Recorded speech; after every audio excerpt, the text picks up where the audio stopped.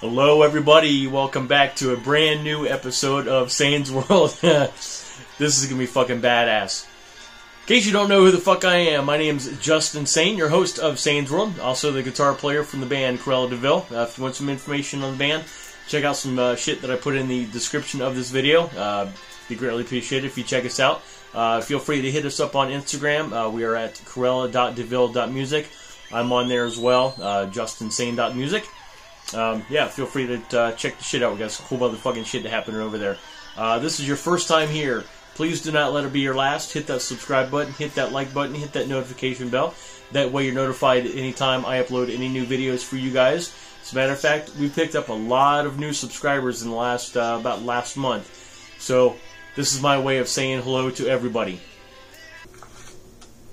Dear guests, greetings. Welcome to the factory. I shake you warmly by the hand.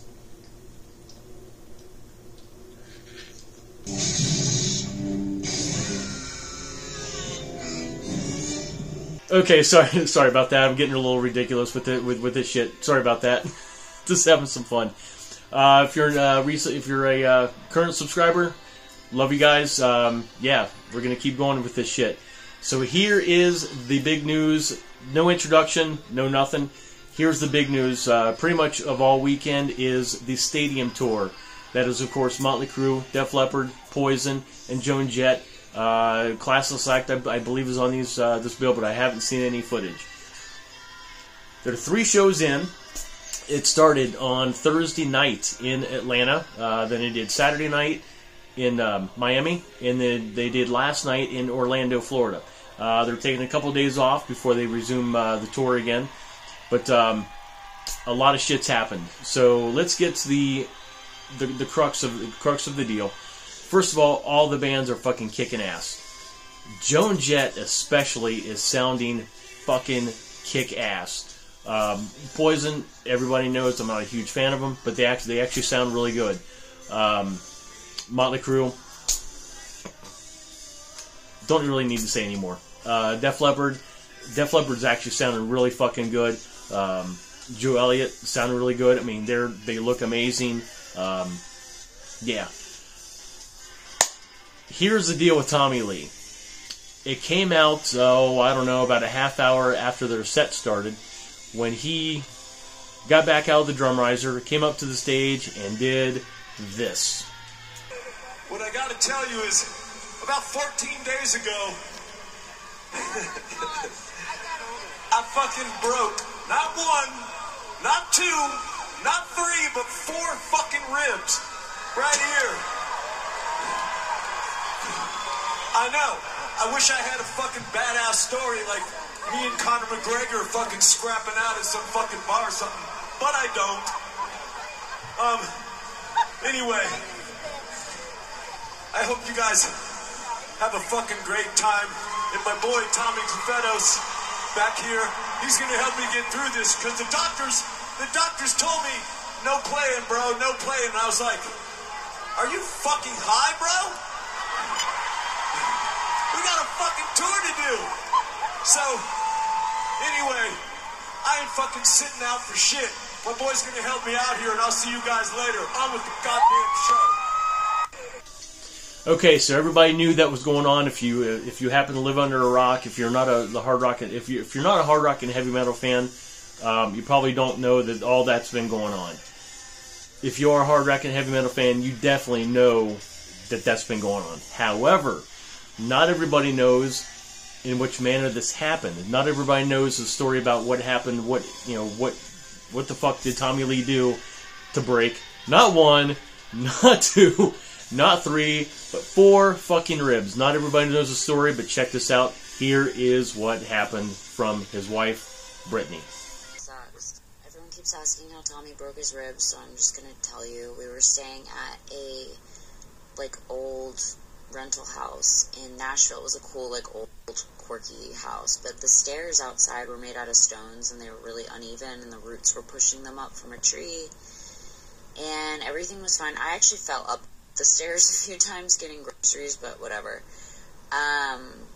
So the day that we were leaving Nashville, our driver came, and we had all this luggage, and he wasn't helping us. He just stayed in the car, and so Tommy was trying to carry all of our luggage for us. And he fell down these crazy stairs and broke 4 ribs. Not fractured, not bruised, broke. And it was crazy because I came out and he, like, couldn't breathe. It was really scary. He was on the ground and he, like, was gasping for air. And he got on a plane that day still and went and did the rest of rehearsals in Pennsylvania and went to the hospital, and they were like, sorry, I cut off. He went to the hospital in Pennsylvania when we landed, and they were like, you have 4 broken ribs. And they wanted to keep him there, but he did not want to stay, and he's just a fighter. He's the toughest guy I know. I mean, look at all his tattoos. He just really fights through the pain. Anyway, that's how it happened. It sucks. Okay, so with Tommy's injury, what's been happening is the first date in Atlanta, Tommy Lee played 5 songs, and then he had to get back and basically tell everybody what's been going on, which is a huge fucking shock to everybody. Pretty much broke the internet as far as breaking the news and everything. The guy who's been taking over for him, his name's Tommy Clefetos, and he's played with fucking everybody. He's played with Ozzy. He's played with Black Sabbath. He even plays with Nicky's side project called the LA Rats. They know each other pretty well. He's been kicking ass. Matter of fact, if you couldn't see what was going on, you wouldn't even know the difference, to be honest with you. So yeah, he's doing a great fucking job. So much props to Tommy Clefetos.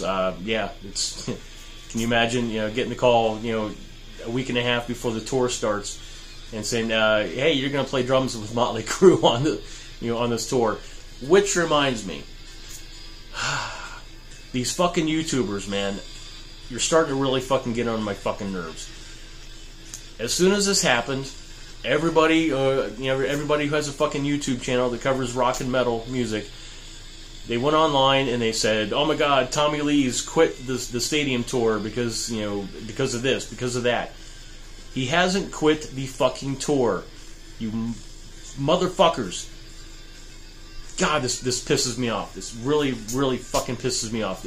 I even fucking commented on some of these people's videos. Like, dude, I know what you're fucking doing. Clickbait, hello. Tommy Lee has not quit the fucking stadium tour. Yes, he's not able to do the entire show. I dare anybody to say, they can even do one song with fucking, with broken ribs, let alone play drums. Your fucking arms going like this. I'm like, come on, man. You motherfuckers, Tommy Lee has not quit the stadium tour. He's had to cut down, the amount of stuff that he's been able to do. For example, the second date in Miami, he played 3 songs. Had to cut short. He came back, did Home Sweet Home. Same thing with Orlando last night. After 3 songs, he had to bow out. Came back for Home Sweet Home. So yeah, Tommy Lee has not quit the stadium tour. You motherfuckers, come on. All right, so I wanted to kind of fill in everybody on some of the logistics of the stadium tour, and also one major thing that they really have to improve on. First of all, as far as the itinerary, it starts off pretty early. Starts off, you probably want to get there around about 3 or 4 o'clock. First of all, because of the parking and because it's an all-day thing. You'd probably want to get there around 4 o'clock. I heard the concerts usually start around there. It's been posted that the concerts usually end around about 10 p.m. However, the first night Def Leppard headlined, and they went on way past that, almost past 11 o'clock. So, for example, I had a subscriber say, "Hey, I'm renting a limo. What's the time schedule that I should run off of?" I would say you probably want to get there about 3:30, 4 o'clock, and you might want to have your limo pick you up kind of late, like around maybe between 10:30 11, just to be safe. So as far as the band order, the Classless Act goes first. Joan Jett goes on second. She's been playing about anywhere from about 25 to 35 minutes. She only plays about 7 songs. Of course, she plays the hits. Again, she sounds fucking badass. Joan Jett, damn, you're killing it. So then they do the switchover. Poison's been playing anywhere from about 45 minutes to an hour. And then Def Leppard and Motley Crue have been switching off as far as who is the headliner, which is kind of cool. That way, you know, because basically both those bands have brought their entire fucking stage, their entire stage get up, all the fucking lights, all the props, you know, backup singers. They brought everything. So what they've done is they kind of switch back and forth, so that way the headliner, you know, gets to use all the shit.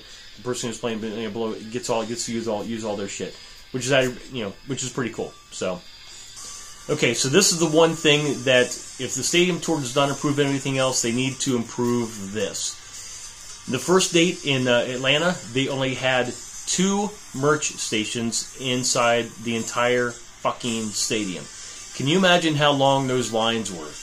They were monstrous. People were waiting fucking hours just to buy a t-shirt when they waited 2 years to see live rock and roll. Yeah, they might be able to hear it, but they you know, come on. You have to do better than 2 merch stations in an entire stadium. One on each side. Yeah, the lines were fucking miles long. Please, please, please improve on that.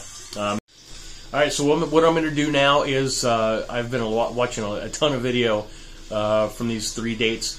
I've kind of combined just a little bit of them. Sound quality, you know, again, I'm not at these shows, so it's going to be sketchy. I haven't figured out how to take stuff from YouTube and upload it on my... I haven't figured out any of that shit yet, but check some of this footage out. Hope you dig it. I'll be right back.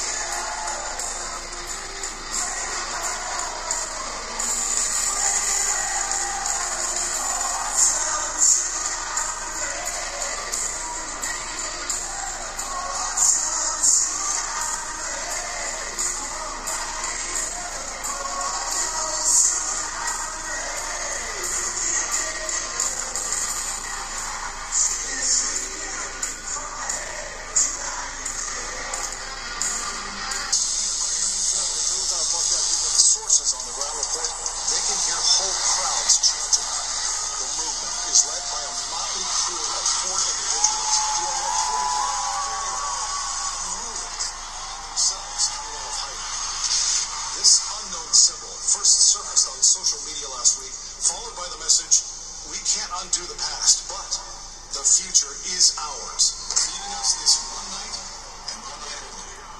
MCNN will be carrying this historic pirate broadcast in hopes of further unifying the world. And for the next 2 hours, music will be the only form of communication. It looks like we're losing our transmission right now, so good luck, everyone. Godspeed.